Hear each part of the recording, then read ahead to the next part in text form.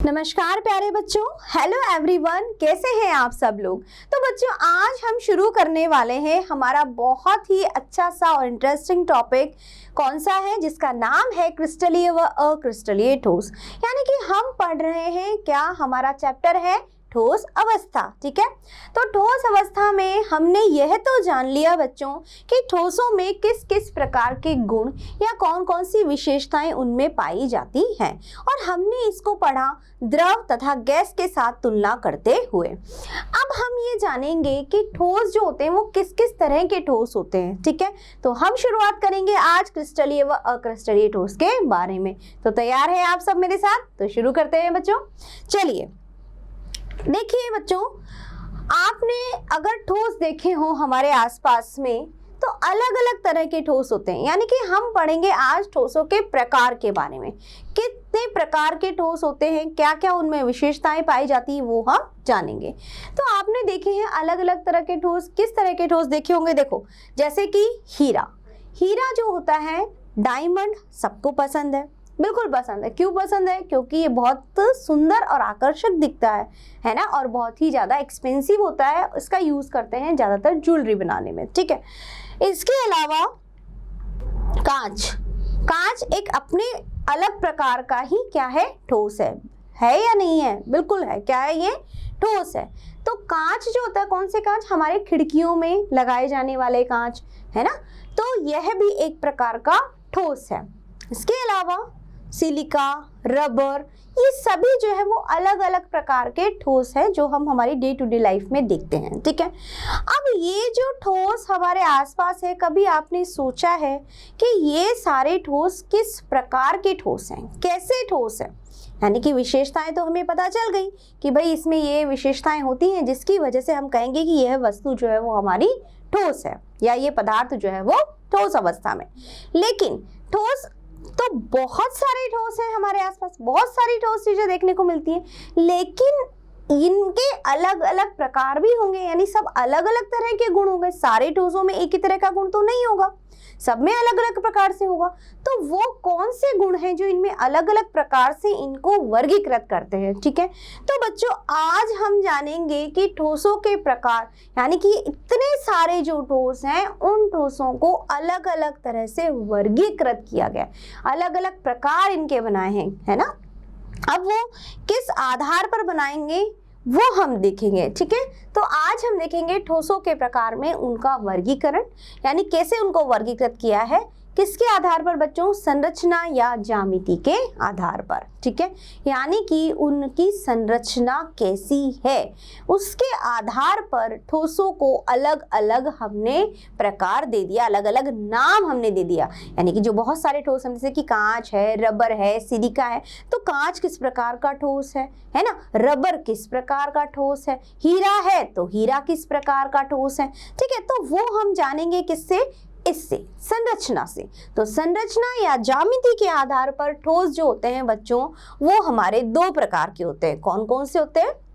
क्रिस्टलीय व अक्रिस्टलीय ठोस। ठीक है, तो ये हमारे दो प्रकार के ठोस हैं, क्रिस्टलीय ठोस और अक्रिस्टलीय ठोस। ठीक है, अब क्या अंतर है इनमें, क्रिस्टलीय और हम कह सकते हैं अक्रिस्टलीय में? तो अंतर से पहले तो हमें क्या पता होना चाहिए, हमें इनका अर्थ पता होना चाहिए, मतलब पता होना चाहिए कि वाकई में क्रिस्टलीय में कैसी व्यवस्था है, अक्रिस्टलीय है तो अक्रिस्टलीय क्यों है, क्यों हम उन्हें अक्रिस्टलीय कह रहे हैं, तो ये हम जानेंगे इसमें।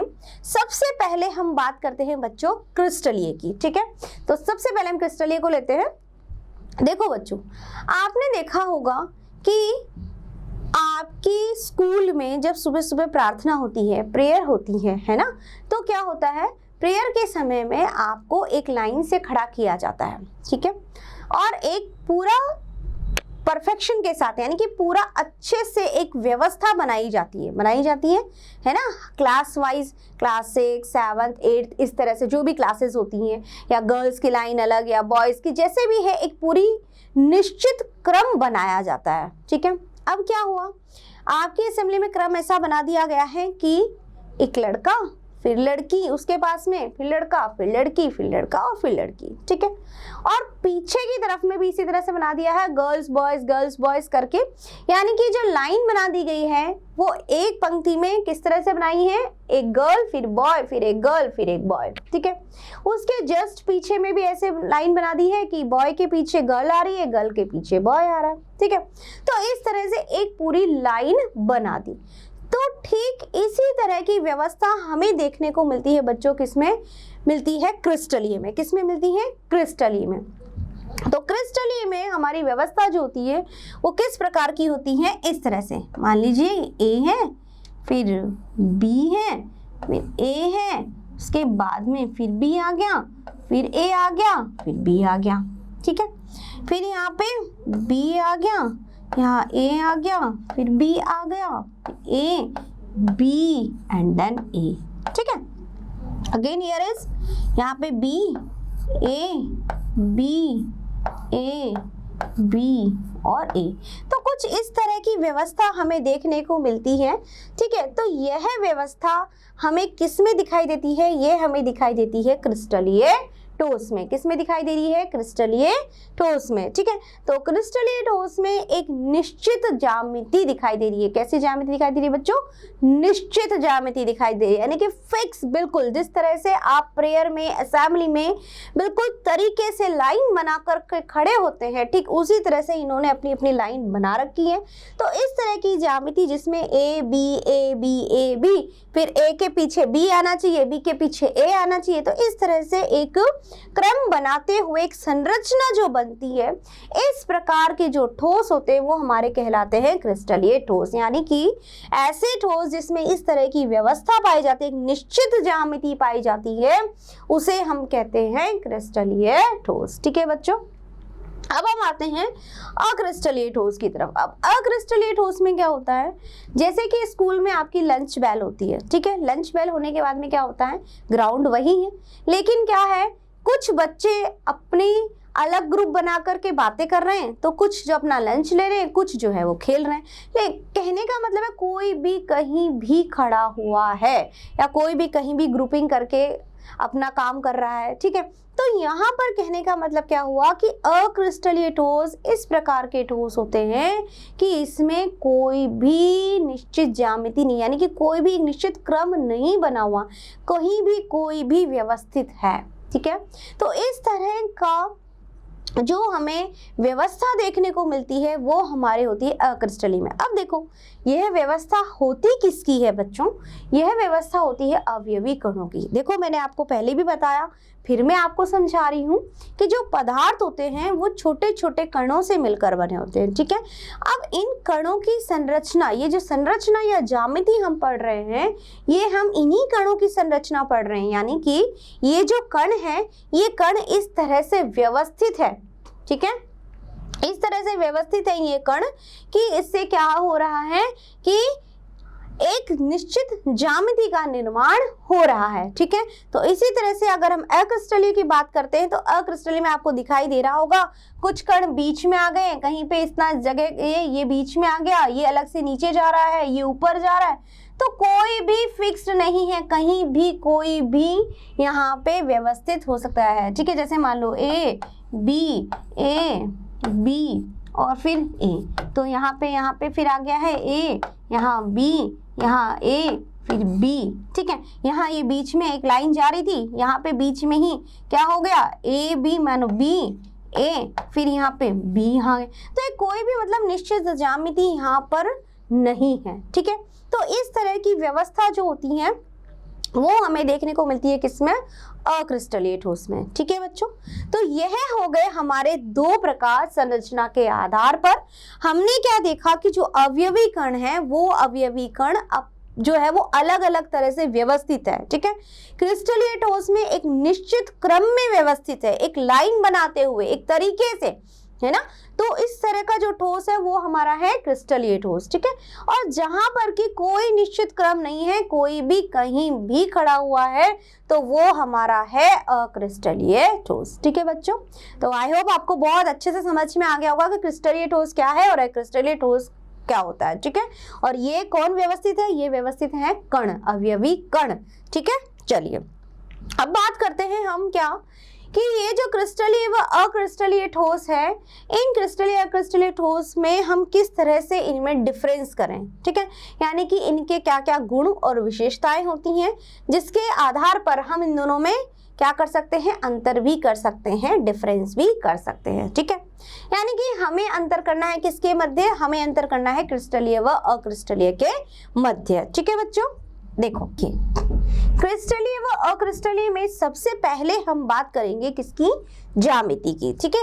तो ये व्यवस्था हमारी किसकी है, यह व्यवस्था है हमारी क्रिस्टलीय की,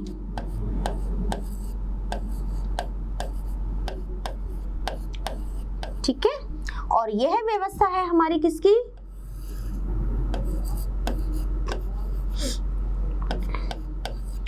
अक्रिस्टलीय की, ठीक है बच्चों। तो यह व्यवस्था हमारी क्रिस्टलीय की है और यह व्यवस्था अक्रिस्टलीय की, यानी कि सभी कण तरीके से जमे हुए हैं, एक ज्यामिति बना रहे हैं और जहां पर यहाँ पे देखने को मिल रहा है कि सब बिल्कुल अलग अलग व्यवस्थित है। अब देखो सबसे पहले मैं बात करूं ज्यामिति की, जो मैं बार बार यही बोल रही हूँ, संरचना, ज्यामिति, निश्चित, अनिश्चित, यही बता रही हूँ। तो इसका मतलब क्रिस्टलीय में ज्यामिति मेरी कैसी हुई, एक फिक्स्ड निश्चित ज्यामिति है। कैसी ज्यामिति है, निश्चित,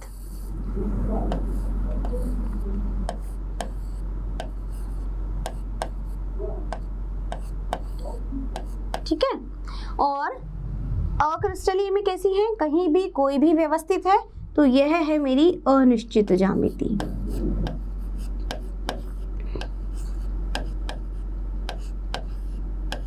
ठीक है बच्चों।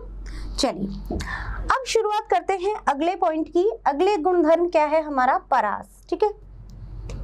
परास से क्या तात्पर्य है या क्या अभिप्राय है, क्या मतलब है परास का। देखो यहाँ पे आपने देखा होगा क्रिस्टलीय में सभी व्यवस्थित है तरीके से, है ना। तो पहली पंक्ति से लेकर के अंतिम पंक्ति तक, ठीक है, या परतों के रूप में भी अगर हम देखें, देखो जो क्रिस्टलीय ठोस होते हैं उनके अवयवी कणों का जो विन्यास होता है वो त्रिविम होता है ना। त्रिविम का मतलब होता है बच्चों x, y और z तीनों अक्षिस में, जो हम आगे पढ़ेंगे। तो इसमें क्या होता है कि त्रिविम विन्यास में सभी कण जो होते हैं वो तरीके से व्यवस्थित रहते हैं, ठीक है। यानी कि जो व्यवस्था है वो पहले से लेकर के अंतिम पंक्ति तक या अंतिम परत तक व्यवस्था बनी रहती है, व्यवस्था बिगड़ती नहीं है, ठीक है। तो कहने का मतलब है कि दूर तक यही व्यवस्था बनी रहती है, ठीक है। तो यहाँ पर हमें क्या देखने को मिलती है, यहाँ क्रिस्टलीय में हमें देखने को मिलता है दूर तक, तो दीर्घ परास कोटि क्या मिलता है यहाँ पे हमें देखने को, हमें मिलता है दीर्घ परास कोटि। कोटि कैसी है, दीर्घ परास, यानी दूर तक व्यवस्था बनी रहती है, ठीक है। और अगर हम बात करते हैं अक्रिस्टलीय ठोस की, तो अक्रिस्टलीय ठोस में आपने देखा कि कुछ एक पंक्ति तो फिर भी थोड़ी बहुत ठीक ठाक होगी, तो दूसरी और बिगड़ जाएगी, तीसरी उससे भी ज्यादा, यानी कि कहीं कोई निश्चित ज्यामिति तो है ही नहीं, है ना। तो जब ज्यामिति निश्चित नहीं है, ज्यामिति निश्चित नहीं है, इसका मतलब जहां ज्यामिति निश्चित नहीं है वहां पर लघु परास कोटि होगी। कैसी होगी, लघु, यानी कि दूर तक सही व्यवस्था नहीं बनी हुई है, कोई भी कहीं भी खड़ा हुआ है, एक पंक्ति थोड़ी सही है। देखो जो छोटे छोटे बच्चे होते हैं ना, बहुत छोटे बच्चे होते हैं, उनको जैसे जो हम प्ले सेक्शन के बच्चे होते हैं ना, उनको जब एक लाइन में खड़ा किया जाता है तो आपने देखा होगा कभी कोई कैसे हिल रहा है, कोई कैसे झूम रहा है ना, कोई अपने बाल बना रहा है, यो करेगा, कोई आगे जाएगा। तो दैट मीन्स कि क्या हो रहा है, वहाँ कोई एक अच्छी लाइन बनी हुई होती है क्या, नहीं होती है। छोटे बच्चे हैं उनको नहीं पता है ना, तो वो क्या करते हैं कि पूरी लाइन को बिगाड़ देते हैं, है ना, खराब कर देते हैं। तो ठीक इसी तरह से क्या हो रहा है, अक्रिस्टलीय में कोई भी कहीं भी व्यवस्थित है, तो यह व्यवस्था जो है वो एक लाइन थोड़ी फिर भी ठीक चलेगी तो दूसरी खराब हो जाएगी, है ना, तीसरी में कहीं से कोई और बीच में आ जाएगा। तो कहने का मतलब यहाँ पे है कि यहाँ पे हमें एक लघु परास कोटि देखने को मिलती है, दूर तक सही व्यवस्था यहाँ पर नहीं होती है, ठीक है। तो ये है हमारी लघु परास कोटि देखने को मिलती है, ठीक है। चलिए अब हम बात करते हैं गलनांक की, ठीक है। अब गलनांक होता क्या है? देखो बच्चों, गलनांक क्या होता है? जब हम अवस्था परिवर्तन करते हैं। अवस्था कैसे परिवर्तित होती है वो मैंने आपको बताया था, यानी कि ठोस से द्रव में या द्रव से गैस में। तो जब हम ताप देते हैं किसी भी ठोस को, ताप देने पर वह किस में परिवर्तित होती है? द्रव में। तो वो ताप जिस पर कि एक ठोस अवस्था द्रव में परिवर्तित होना शुरू कर देती है उसे हम कहते हैं गलनांक। ठीक है। अब यहाँ पे क्रिस्टलीय ठोस की अगर हम बात करें तो क्रिस्टलीय ठोस का जो गलनांक होगा वो कैसा होगा? कम होगा या फिर ज्यादा होगा? देखो, क्रिस्टलीय ठोस की अगर हम बात करें बच्चों, तो क्रिस्टलीय ठोस में सभी जो है वो एक निश्चित व्यवस्था बनाए हुए हैं। ठीक है। तो निश्चित व्यवस्था जब बनी हुई है तब हम इसको गर्म करेंगे या ताप देंगे तो इनका जो गलनांक होता है वो बहुत ज़्यादा हाई होता है, ज़्यादा होता है। ठीक है। जैसे कि सोडियम क्लोराइड, नमक, NaCl। NaCl जो होता है सोडियम क्लोराइड, जब हम इसको गर्म करते हैं तो इसका एक फिक्स टेम्परेचर आता है। तो गलनांक की अगर हम बात करते हैं तो गलनांक इनका फिक्स रहता है। समझ रहे हो मेरी बात को? दोबारा मैं फिर आपको समझा रही हूँ। कहने का मतलब क्या होता है? गलनांक जब किसी भी पदार्थ को हम ठोस से द्रव में परिवर्तित करते हैं या द्रव से गैस में परिवर्तित कर रहे हैं तब वहाँ पर क्या होता है कि उस अवस्था में जब वो परिवर्तित होना शुरू कर देते हैं तो वो जो ताप होता है वो हमारा गलनांक या क्वथनांक कहलाता है। ठीक है। तो गलनांक जो होता है, गलनांक में क्या कर रहे हैं हम? ठोस से द्रव में परिवर्तित कर रहे हैं। ठीक है। अब ताप देने पर ठोस से जब द्रव में उसको परिवर्तित कर रहे हैं तो वो जो ताप जहाँ पर कि जैसे NaCl, तो 801 डिग्री पर NaCl जो होगा वो द्रव में बदलना शुरू कर देगा। ठीक है। तो उसका ताप 801 डिग्री ही बना रहेगा जब तक कि वो पूरी तरह से द्रव में परिवर्तित नहीं हो जाता। जब वो पूरा द्रव में परिवर्तित हो जाएगा, जब उसका ताप जो है वो परिवर्तित होगा या चेंज हो जाएगा। समझ में आई मेरी बात? यानी कि जब तक वो पूरा अवस्था परिवर्तन नहीं हो जाता तब तक गलनांक जो है वो बना रहता है, यानी कि वो टेम्परेचर बना रहेगा। ठीक है। तो गलनांक कैसे होते हैं? निश्चित गलनांक होते हैं। ठीक है। फिक्स्ड गलनांक होते हैं। तो क्रिस्टलीय जो होते हैं, क्रिस्टलीय के हम अगर गलनांक की बात करें तो गलनांक जो होंगे वो कैसे होंगे? एक निश्चित होंगे, कहना कि एक फिक्स्ड वैल्यू होगी, निश्चित होंगे। या हम कह सकते हैं इसको कि एक निश्चित एक तापक्रम फिक्स रहेगा। ठीक है। यानी कि तीक्ष्ण होता है, अधिक होता है ना? अधिक होगा, है ना? और इसके साथ साथ निश्चित भी है, फिक्स भी है। जैसे NaCl, एग्जाम्पल जैसे कि NaCl, तो NaCl सोडियम क्लोराइड है, इसका कितना होता है? 801 डिग्री। ठीक है। इस तरह से अब हम बात करते हैं बच्चों किसकी? अक्रिस्टलीय ठोस की। तो अक्रिस्टलीय ठोस जैसे कि मान लीजिए रबर है। रबर को जब आप हम गर्म करते हैं क्या होगा? कुछ देर तक कुछ हिस्सा जलता है, उसके बाद में कुछ जल रहा होगा और कुछ जो है वो जल चुका होगा। तो कब? जैसे कि मैंने उसको ताप देना शुरू किया, जैसे जैसे ताप बढ़ता जा रहा, 50 डिग्री का तक ताप आया तो 50 डिग्री ताप पर वो जो है वो द्रव में बदलना शुरू हो गया। अब 50 डिग्री के बाद मैं ये चाहती थी कि मैंने तो यही सोचा कि भाई जब क्रिस्टलीय में एक जगह रुक गया तो वहां भी रुक जाएगा, बट ऐसा नहीं होता। वहां पर रेगुलर टेम्परेचर बढ़ता रहता है। 50 होगा, फिर 60 होगा, फिर 70 होगा, फिर 80 होगा। तो जब तक कि वो पूरा का पूरा द्रव में परिवर्तित नहीं होता है तब तक जो ताप है, जो टेम्परेचर है वो बढ़ता ही रहेगा। वो एक जगह कांस्टेंट नहीं होगा, फिक्स्ड नहीं होगा। कहाँ होगा फिक्स? जब वो पूरा का पूरा परिवर्तित हो जाएगा, जब हो जाएगा। तो यानी कि कहने का मतलब है मैंने गर्म करना शुरू किया तो 50 डिग्री पर उसने पिघलना शुरू किया। किसने? रबर ने। 50 से लेकर जब मैं 100 पर पहुंची, 100 डिग्री पर, तब जाकर के वो वहां पर स्टॉप हो गया। समझ में आई मेरी बात? तो इस तरह से हम कह सकते हैं कि अक्रिस्टलीय में एक निश्चित वैल्यू नहीं होती। हमें क्या देखने को मिलता है? हमें वहां ताप परास होती है। ताप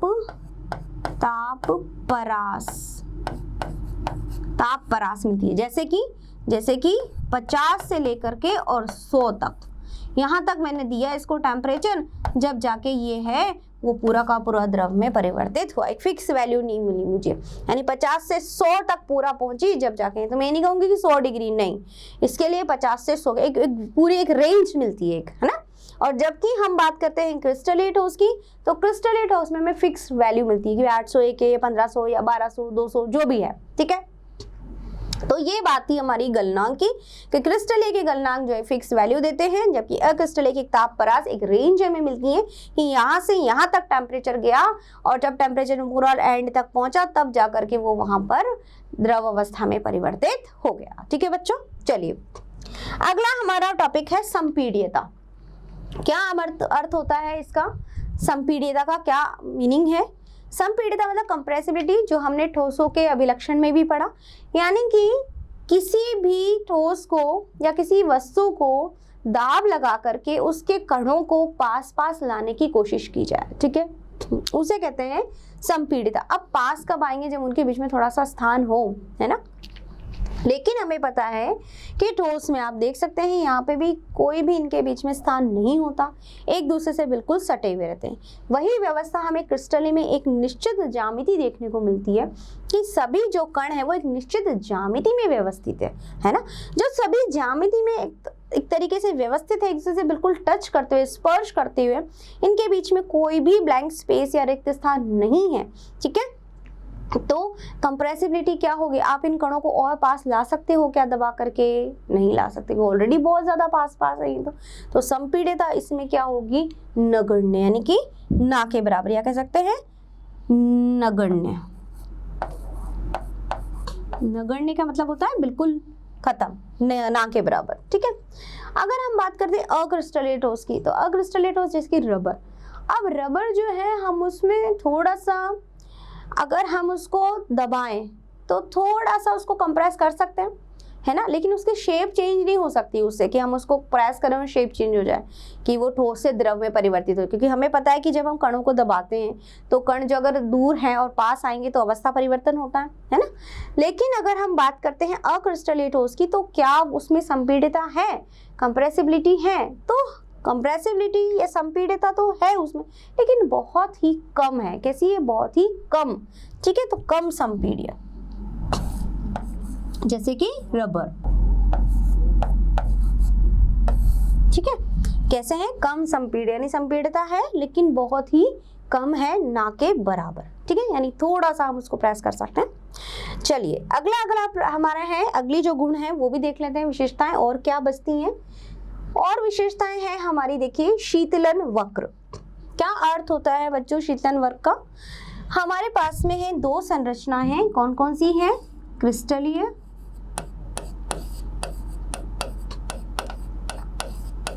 व अक्रिस्टलीय, यही है।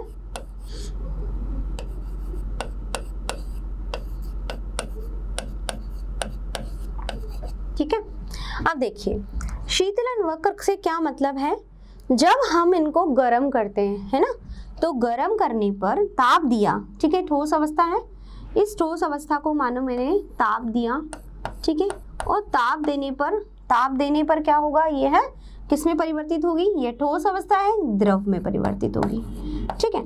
तो इसको हम, इस ताप को मैंने क्या नाम दिया था, इस ताप को मैंने नाम दिया गलनांक। क्या नाम दिया था, गलनांक, ठीक है। अब देखो शीतलन वक्र से क्या मतलब है, यहाँ पे ये मैंने यहाँ पे वक्र बनाया, ठीक है। जब मैं इसमें वक्र बना रही हूँ तो मैं टेम्परेचर नोट करूंगी, ताप, टेम्परेचर, ठीक है। अब टेम्परेचर जब हम इसका नोट करेंगे यहाँ पे, तो क्या हुआ, पहले तो इसका टेम्परेचर बिल्कुल बढ़ रहा था, किसका, कोई भी बर्फ ले लीजिए या कुछ भी ठोस, मैंने उसको गर्म किया तो उसका टेम्परेचर जो है वो पहले तो बढ़ रहा था। अब जैसे ही उसने द्रव अवस्था में परिवर्तित होना शुरू किया, उसका टेम्परेचर स्टॉप हो गया, एक जगह आकर के रुक गया, ठीक है, एक जगह आकर के टेम्परेचर जो है वो रुक गया। अब कुछ देर बाद में फिर वापस बढ़ने लग जाता है और फिर थोड़ी देर बाद जाके फिर उसमें स्टॉप हो जाता है, ठीक है। ऐसा क्यों हुआ, देखिए यहाँ पे जब हम क्रिस्टलीय ठोस की बात करते हैं तो क्रिस्टलीय ठोस में हमें पता है कि गलनांक और क्वथनांक क्या होंगे, एक फिक्स्ड वैल्यू होगी, है ना। यानी कि जब मैं उसे गर्म कर रही हूँ तो गर्म करने पर जैसे ही मैंने उसको ताप देना शुरू किया तो वो ठोस अवस्था से जब द्रव में परिवर्तित होना शुरू करेगा, वहीं वो टेम्परेचर जो है वो रुक जाएगा जब तक कि वो पूरा का पूरा उस द्रव में परिवर्तित नहीं होता। ठीक है, फिर द्रव अवस्था को मैंने गर्म किया, तब थोड़ी देर टेम्परेचर बढ़ेगा, उसके बाद में जैसे ही वो गैस में परिवर्तित होना शुरू हो रहा है वहीं जाकर का टेम्परेचर रुक जाएगा, जिसको बोलते हैं क्वथनांक। तो इस तरह से अगर मैं इसका वक्र लेना शुरू करूं, मैंने ग्राफ लिया है, तो मुझे क्या मिला, मुझे टेम्परेचर पहले तो बढ़ता हुआ, फिर एक स्टॉप हो गया, रुक गया, फिर उसके बाद में फिर बढ़ता हुआ। तो ये जो एक ग्राफ मिल रहा है मुझे एक क्रिस्टलीय ठोस के लिए, वो कैसा मिल रहा है, एक फिक्स नहीं मिल रहा, यानी कभी बढ़ रहा है फिर एकदम कांस्टेंट वैल्यू हो गई, फिर बढ़ रहा है फिर कांस्टेंट हो गया। तो एक किस तरह का ग्राफ मुझे मिल रहा है यहाँ पे, असतत।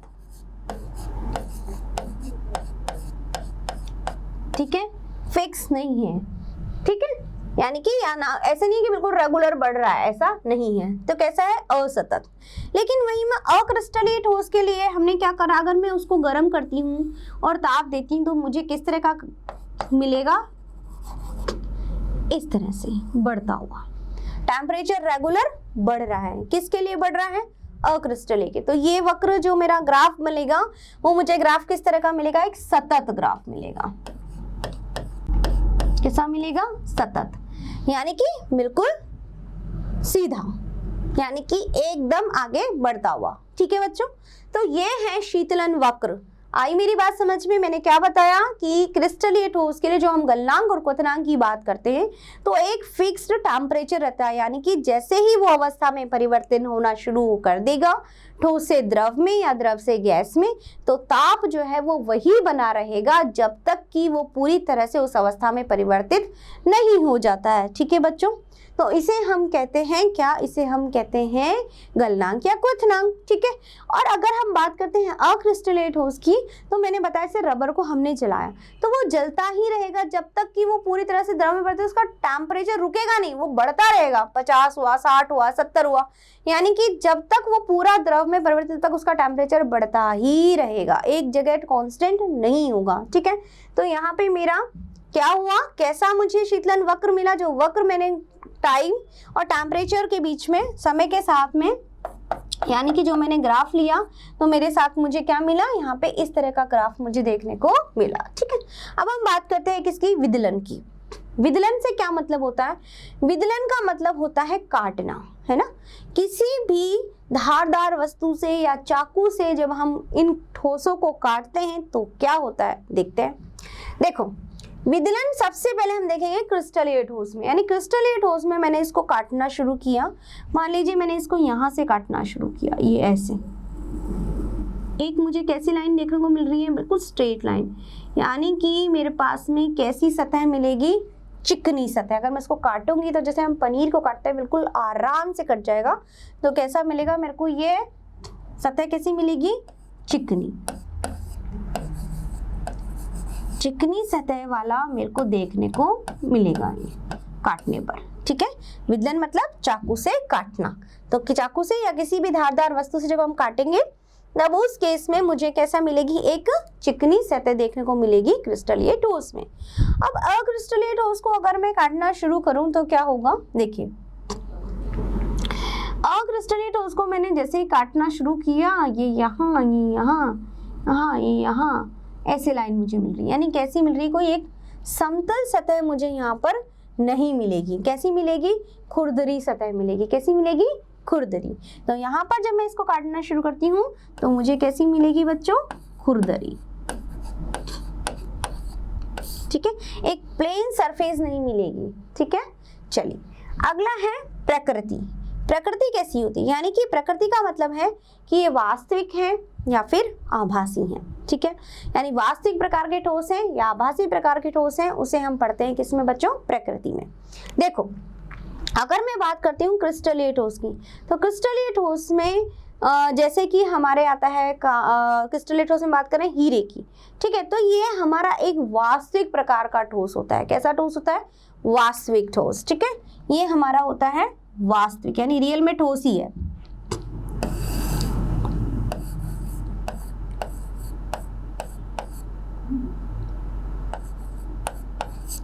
वास्तविक ठोस। ठीक है, अगर मैं बात करती हूँ अक्रिस्टलीय ठोस, जैसे कि हम एग्जांपल लेते हैं कांच का, तो आपने कभी ऑब्जर्व किया है या देखा है जो घर में शुरू में कांच लगाए जाते हैं और 3-4 साल बाद आप उसको देखोगे तो क्या फर्क आपको दिख रहा है? कुछ महसूस किया आपने या देखा आपने? बिल्कुल देखा होगा, या हो सकता है कई बच्चों ने नहीं ध्यान दिया हो, तो नहीं दिया हो तो अब ध्यान देना और समझना इस चीज को। क्या होता है कि जो कांच लगे होते हैं खिड़कियों में हमारे, वो शुरू में जब उसको लगाया जाता है तो वो ऊपर से लेकर के नीचे तक बिल्कुल एक जैसे होते हैं, बिल्कुल थिक, मोटे। ठीक है, लेकिन जैसे जैसे जैसे जैसे समय बीतता जाता है, समय बीतने के साथ में ही क्या होता है, वो कांच ऊपर से तो रहता है पतला और नीचे जाकर के हो जाता है मोटा। ऐसा क्यों हुआ? ऐसा इसलिए हुआ बच्चों कि हमें पता है कि हमारी तरफ कौन सा बल काम करता है, गुरुत्वाकर्षण बल। सही पहचाना। अब गुरुत्वाकर्षण बल जो होता है वो बल क्या करेगा, जो अवयवी कण है, किसके कण, कांच के, है ना, उन कांच के कणों को अपनी तरफ खींचेगा, नीचे जाएंगे, वो कण नीचे जाते जाएंगे। ठीक है, इसका मतलब क्या हो रहा है, इसका मतलब तो अवयवी कण बह रहे हैं, और बहना हमें पता है कि अवयवी कण बह रहे हैं, तो यह जो विशेषता है वो किस में पाई जाती है, ये तो द्रवों में पाई जाती है। तो इसका मतलब तो ये फिर ठोस नहीं होने चाहिए थे, और ये तो ठोस है ना। यही प्रश्न आ रहा होगा आपके दिमाग में। तो सही मायने में अगर हम देखें बच्चों, तो जो अक्रिस्टलीय ठोस होते हैं वो हमारे आभासी ठोस होते हैं। ठीक है, जैसे कि कांच। तो किस प्रकार के ठोस हुए ये, आभासी ठोस। ठीक है, तो खिड़कियों के जो कांच होते हैं वो ऊपर से पतले और नीचे से मोटे होने का कारण यही है कि वो धीरे धीरे अवयवी कण बह रहे हैं, ऊपर से नीचे आ रहे हैं, तो सब नीचे आते जा रहे हैं, तो नीचे तो कांच मोटा हो गया और ऊपर से पतला रह गया। क्यों हुआ ऐसा, गुरुत्वाकर्षण बल की वजह से। ठीक है बच्चों, तो हमारे इस तरह के जो अक्रिस्टलीय ठोस है वो कैसे होते हैं, आभासी। अच्छा, अगला है हमारा गुण देशिकता। क्या तात्पर्य होता है देशिकता से, क्या मीनिंग होता है? देखो, देशिकता में हम पढ़ते हैं कि अलग अलग दिशाओं में जाने पर भौतिक गुण धर्म कैसे हैं, यानी कि भिन्न भिन्न दिशाओं में जाने पर भौतिक गुण धर्म जो होते हैं वो भिन्न भिन्न है या एक जैसे ही हैं। ठीक है, तो सबसे पहले अगर हम बात करते हैं बच्चों किसकी, अगर हम बात कर रहे हैं क्रिस्टलीय ठोस की। ठीक है, देखो यहाँ पे अगर मैं बात करती हूँ किसकी, क्रिस्टलीय ठोस की। ठीक है, क्रिस्टलीय ठोस में मान लीजिए मेरे यहाँ पे था A, यहाँ पे B, यहाँ पर A, यहाँ पर B और B। ठीक है, नेक्स्ट यहाँ A, यहाँ B, A, यहाँ B, यहाँ पर A, यहाँ पर B और यहाँ पर A। ठीक है, अगेन B, A, ठीक है, B, A, B, A। कुछ इस तरह की व्यवस्था मेरी क्रिस्टलीय ठोस में होती है। ठीक है, अब क्या है बात, अब मैं इसकी बात कर रही हूँ किसकी बच्चों, मैं बात कर रही हूँ इसकी दिशाओं की। दिशाओं मतलब कि भिन्न भिन्न दिशाओं में जाने पर भौतिक गुण धर्म जो होंगे वो कैसे होंगे। अब देखो, अगर मैं इस दिशा से जाती हूँ तो मुझे क्या अरेंजमेंट मिलता है, A B A B A B। ठीक है, और अगर मैं इस वाली दिशा से, यहाँ पे भी मान लो यहाँ इस वाली दिशा से जाती हूँ तो मुझे क्या मिल रहा है, इस वाली दिशा से B B B B। इसका मतलब क्या हुआ, इसका मतलब ये हुआ कि क्रिस्टलीय ठोस में भिन्न भिन्न दिशाओं में भौतिक गुण धर्म भी क्या होंगे, भिन्न भिन्न होंगे, अलग अलग होंगे। ठीक है बच्चों, तो इस तरह की देशिकता क्या कहलाती है, विषम देशिक। कैसे होते हैं, विषम देशिक। तो यहाँ पर क्रिस्टलीय ठोस कैसे होंगे मेरे, विषम देशिक, विषम देशिक। ठीक है, और अगर मैं बात करूं किसकी, अक्रिस्टलीय ठोस की, तो अक्रिस्टलीय ठोस में तो कहीं से भी जाओ सब एक जैसा दिखेगा। भाई क्या है कि बहुत सारे अवयवी कण जो हैं वो अलग अलग व्यवस्थित है, किसी से कोई मतलब नहीं है, सब अलग अलग अपना ग्रुपिंग, कोई किधर कोई किधर, कोई व्यवस्था नहीं है। तो आप कहीं भी जाओ, किधर से भी घुसो उसमें, लेकिन आपको सब तरफ से व्यवस्था एक जैसी लगेगी, है ना। तो यहाँ पर कहने का मतलब है कि भिन्न भिन्न दिशाओं में भौतिक गुण धर्म जो होंगे वो अक्रिस्टलीय में कैसे होंगे, समान होंगे, अलग नहीं होंगे। तो कैसी देशिकता हुई इसकी, समदेशिक, यानी किसी भी दिशा से जाओ भौतिक गुण धर्म समान, यानी कि ये कैसे हैं, ये हैं मेरे समदेशिक। कैसे हैं बच्चों? समदैशिक। ठीक है, चलिए अब इतनी सारी बातें हमने देख ली, समझ ली, किसके बारे में? क्रिस्टलीय व अक्रिस्टलीय ठोस के बारे में। अब इनके उदाहरण भी तो हमें पता होना चाहिए कि ये है गुण विशेषताएं जो क्रिस्टलीय में ठोस में पाई जा रही है, आखिरकार वो है कौन? तो जो हमने शुरू में एग्जाम्पल देखे थे वही हम देखेंगे यहाँ। जैसे कि क्रिस्टलीय में है हमारा उदाहरण हीरा और सिलिका। इस तरह के जो ठोस हैं वो हमारे कैसे ठोस हैं? वो हमारे क्रिस्टलीय ठोस हैं। ठीक है, और अक्रिस्टलीय ठोस में रबर और क्या आ गया? कांच। ठीक है बच्चों, तो ये इस तरह के अलग अलग प्रकार के ठोस हैं, क्रिस्टलीय व अक्रिस्टलीय ठोस। ठीक है बच्चों, तो ये सारी बातें थी हमारी किसके बारे में? ये बातें थी हमारी क्रिस्टलीय व अक्रिस्टलीय ठोस के बारे में। अब हम जानते हैं कितना हमने समझा, कितना जाना, उसको देखेंगे और परखेंगे इन प्रश्नों के द्वारा। तो शुरू करें प्रश्न बच्चों। चलिए, मतलब आप सब एक्साइटेड है मेरे साथ ये प्रश्न सॉल्व करने के लिए? Very good. चलिए, क्वेश्चन नंबर 1, एक क्रिस्टलीय ठोस। एक क्रिस्टलीय ठोस कोई निश्चित गलनांक नहीं होता, ठोस से द्रव में तेजी से परिवर्तित होता है जब उसे गर्म किया जाता है, या अनियमित त्रिविम विन्यास होता है, या फिर धीरे धीरे मुलायम होता है। इनमें से कौन सा गुण जो है वो क्रिस्टलीय ठोस में पाया जाता है, ये हमें बताना है। ठीक है, यानी कि एक क्रिस्टलीय ठोस में कौन सा गुण पाया जा रहा है वो हम देखेंगे। कोई निश्चित गलनांक नहीं होता, ये तो गलत है। हमने अभी अभी पढ़ा है कि क्रिस्टलीय ठोसों का गलनांक कैसा है? निश्चित गलनांक है, फिक्स्ड वैल्यू है। ठीक है, ठोस से द्रव में तेजी से परिवर्तित होता है जब उसे गर्म किया जाता है। तो बच्चों ये कथन बिल्कुल सत्य है कि जब हम क्रिस्टलीय ठोस को गर्म करते हैं तो वो तेजी से परिवर्तित होता है। कौन सी अवस्था में? द्रव अवस्था में। ठीक है, तो हमारा यह कथन सत्य है। लेकिन अगले भी हम देख लेते हैं ऑप्शन। अनियमित त्रिविम विन्यास होता है, अनियमित त्रिविम विन्यास। तो अभी भी मैंने आपको जब पढ़ा रही थी तभी मैंने आपको बताया था कि इनमें एक त्रिविम विन्यास होता है, यानी कि एक्स वाई जेड 3 जो अक्षस होती है उनमें इनका विन्यास होता है। तो अनियमित तो हम कह ही नहीं सकते क्योंकि ज्यामिति इसकी फिक्स्ड है, सब तरीके से व्यवस्थित है, कहीं कोई बिखराव नहीं है। ठीक है, तो यह कथन असत्य है। धीरे धीरे मुलायम होता है, ऐसा नहीं है। कोई भी ठोस चीज अगर हमारे घर में है तो आपने देखा है कि धीरे धीरे सॉफ्ट होती जा रही है, अब उसको कंप्रेस कर सकते हैं, ऐसा नहीं है। तो हमारा सही उत्तर क्या होगा बच्चों इसके लिए? कि क्रिस्टलीय ठोस, ठोस द्रव से तेजी, ठोस में द्रव में तेजी से परिवर्तित होता है जब उसे गर्म किया जाता है। तो हमारा सही उत्तर होगा ऑप्शन नंबर ब। ठीक है, चलिए अब अगला हमारा प्रश्न है, क्या है? निम्न में अक्रिस्टलीय ठोस कौन सा है? तो देख लेते हैं। तो बहुत ही सिंपल है, अभी भी हमने उदाहरण देखे हैं। Caesium chloride, sodium chloride, calcium fluoride या फिर कांच। तो हमने अभी भी पढ़ा है अक्रिस्टलीय ठोस का उदाहरण हमारा क्या है? कांच। ठीक है, चलिए अगला प्रश्न है हमारा, दिए गए पदार्थ की 2 या अधिक क्रिस्टलीय संरचना मानने की योग्यता कहलाती है। क्या कहलाती है? अक्रिस्टलीयता, समरूपता, बहुरूपता या फिर समावयवता। ठीक है, देखो समरूपता मतलब वही जैसा रूप। ठीक है, लेकिन ये तो कह रहा है कि 2 या 2 से अधिक क्रिस्टलीय संरचना, तो मतलब अलग हो गई कुछ, तो समरूपता नहीं होगा।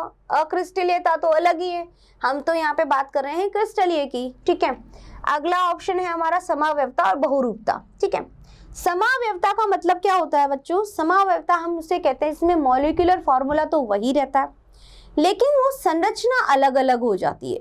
ठीक है, जैसे कि C4H10 है, तो C4H10 अगर बनाएगा तो जो भी संरचना बनाएगा वो मॉलिक्यूलर फॉर्मूला वही रहेगा, बस की संरचना चेंज हो जाएगी। जैसे फॉर एग्जांपल C4H10 अगर मान लो हमने एग्जांपल लिया जैसे कि कार्बन है ना, तो कार्बन के साथ में हमने C4H10 मान लीजिए, तो कार्बन जो है वो इस तरह से बनाएगा, कार्बन एक इस तरह से सीधी रेखा बना लेगा। ठीक है, या फिर क्या करेगा, या फिर क्या करेगा, ये इस तरह से इस कार्बन के साथ यहाँ पे ब्रांचिंग कर ली, फिर यहाँ एक कार्बन आ गया, यहाँ एक कार्बन आ गया, लेकिन है तो वही 4 ही कार्बन, 1 2 3 4, यहाँ भी 1 2 3 4, बस ब्रांचिंग हो गई है। तो इसको हम क्या कहते हैं, ये हमारी कहलाती है समावयवता। क्या कहते हैं, समावयवता। अब ये क्वेश्चन क्या कह रहा है कि 2 या अधिक क्रिस्टलीय संरचना मानने की योग्यता, ठीक है, संरचना प्रदर्शित नहीं कर रहा है, संरचना मान रहे हैं हम, तो उसकी योग्यता कहलाती है हमारी। अब एक ही ऑप्शन हमारे पास बच जाता है, वो है बहुरूपता। तो हमारा सही उत्तर क्या होगा, बहुरूपता। ठीक है, चलिए अगला प्रश्न देख लेते हैं। अगला हमारा प्रश्न क्या है, एक क्रिस्टलीय ठोस में होती है दीर्घ परास कोटि, लघु परास, अनिश्चित व्यवस्था या फिर इनमें से कोई नहीं। तो हमने अभी भी देखा था बच्चों कि क्रिस्टलीय ठोस की बात कर रहे हैं हम, क्रिस्टलीय ठोस की, तो उसमें हमारे लघु परास कोटि नहीं होगी, क्योंकि ये हमारी किस में होती है, अक्रिस्टलीय में। अनिश्चित व्यवस्था भी हमारी अक्रिस्टलीय में, इनमें से कोई नहीं, तो ऐसा नहीं है। हमारा सही उत्तर क्या है, दीर्घ परास कोटि, यानी कि एक क्रिस्टलीय ठोस में सभी जो ठोस होते हैं वो एक निश्चित क्रम बनाते हुए व्यवस्थित हो रहे हैं। यही देखा हमने, सबने एक निश्चित व्यवस्था बना रखी, किसमें, क्रिस्टलीय ठोस में। तो वो व्यवस्था कहाँ तक जा रही है, वो व्यवस्था दूर तक जा रही है। तो इसका मतलब सही उत्तर इसमें क्या हुआ, दीर्घ परास कोटि। ठीक है, अगला प्रश्न देखते हैं और अंतिम प्रश्न है हमारा, अक्रिस्टलीय ठोस के लिए निम्नलिखित में से कौन सा कथन असत्य है, यानी कौन सी बात गलत है। क्या है भैया, देख लेते हैं। ये ताप की कोटि पर गालित हो जाते हैं, ये एनाइसोट्रॉपिक हैं, या इनमें कणों की क्रमिक व्यवस्था नहीं होती, या ये कठोर और असंपीड्य हैं। देखो कौन सा कथन ढूंढना है हमें, असत्य यानी गलत। पहला, ये ताप की कोटि पर गालित हो जाते हैं, ये बिल्कुल सही है। एक ताप की कोटि या ताप परास पर जो है ये एक गालित गलना शुरू कर देते हैं। ठीक है, अब इनमें कणों की क्रमिक व्यवस्था नहीं होती, ये भी बिल्कुल सही है, इसमें कोई व्यवस्था नहीं होती है। कठोर और असंपीड्य है, ये भी सही है ना। अब क्या बचता है हमारे पास में कि ये एनाइसोट्रॉपिक है, यानी कि असमदेशिक। अब क्या मतलब हुआ, या ये कह रहा है कि अक्रिस्टलीय ठोस जो होते हैं इनमें भिन्न भिन्न दिशाओं में जाने पर भौतिक गुणधर्म जो है वो अलग अलग है। कैसा है, नहीं है। अभी तो हमने पढ़ा, हमने क्या पढ़ा, हमने ये पढ़ा कि जो क्रिस्टलीय ठोस होते हैं या वो तो होते हैं हमारे विषमदेशिक, और अक्रिस्टलीय ठोस होते हैं हमारे समदेशिक, यानी कि वो असमदेशिक को मतलब विषमदेशिक, ठीक है, नहीं होंगे। तो हमारा सही उत्तर इसमें क्या होगा बच्चों, इसमें हमारा सही उत्तर होगा ऑप्शन नंबर ब।